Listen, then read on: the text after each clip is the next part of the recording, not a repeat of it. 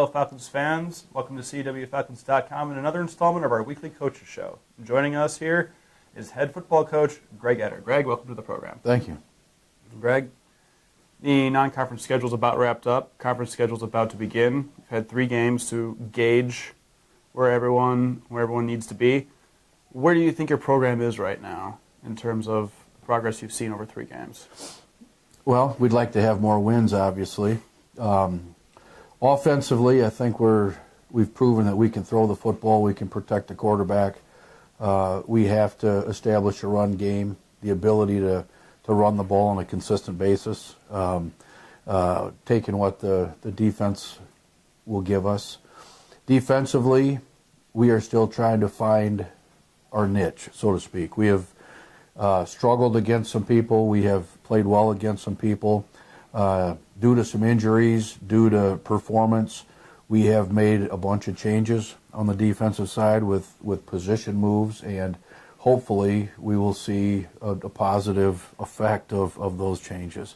Special teams, we need to improve most of our special teams. I think I've been very happy with our punt protection, with the performance of Hunter. He's done a great job getting the ball off on time, and his stats have shown that he's done a nice job. But we got some areas to clean up with the rest of the special teams. On the offensive side, you've mentioned the running game. You want it to be a little more effective. But Shay Key, and if my memory serves correctly, this is his first year playing for you, has really stepped into the role after the injury of Kurt Evans. Tell me, how does that feel to have him in his first season just step up so effectively? Well, first of all, anyone that knows Shay, he's a tremendous young man. He's a leader. He's a hard worker. He's a guy that strives very hard to do everything right on the field, in the classroom. He's a natural leader. So to see him have the success that he's having is it's paying dividends for all the hard work that he's put in there, and it's a great thing to see. How he'll fit into the mix, hopefully he'll continue to improve, and we put a few more wrinkles in every week that hopefully take advantage of some of his skills. Now on the defensive side, Joe Paul, one of the big stories coming in through training camp was his being moved to linebacker and still being the kick return specialist. And now as a linebacker, he's leading the conference in tackles, way ahead of your veteran John Palese. Not way ahead. John Palese is about 7th in the conference. Joe Paul is 1st. Did you really think he would adjust to the position so effectively, so quickly? Well, again, Joe Paul, a lot of the same characteristics that we mentioned with Shay. Joe Paul is the same type of young man. He's going to work hard. He's going to give you everything he's got. He's going to do everything to the best of his ability.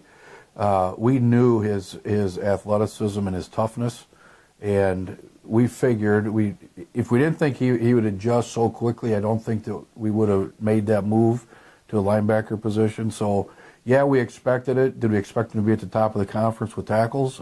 No, we didn't expect that right now. But there's a lot of football left to play, and there's still improvement to be made. Speaking of improvements, the conference schedule coming up here starting this weekend.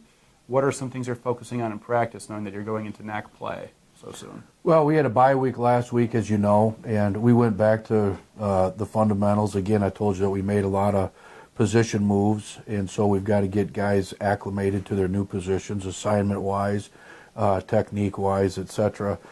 So last week we went back to fundamentals. We sprinkled in a little bit of an early game plan with Benedictine, and now it's just fine-tuning offense, defense, kicking game, and winding down for Saturday's contest against Benedictine.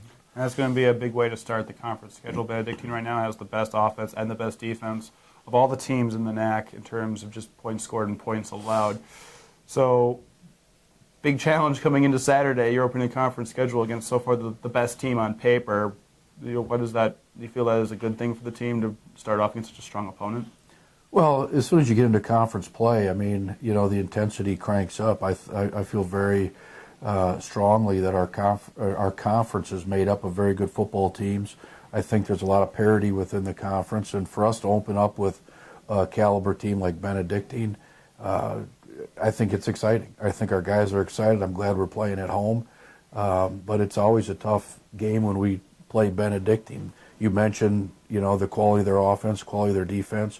Well, they've got good players, they've got good system, they've got good coaches that make that, it's going to be a great challenge for us.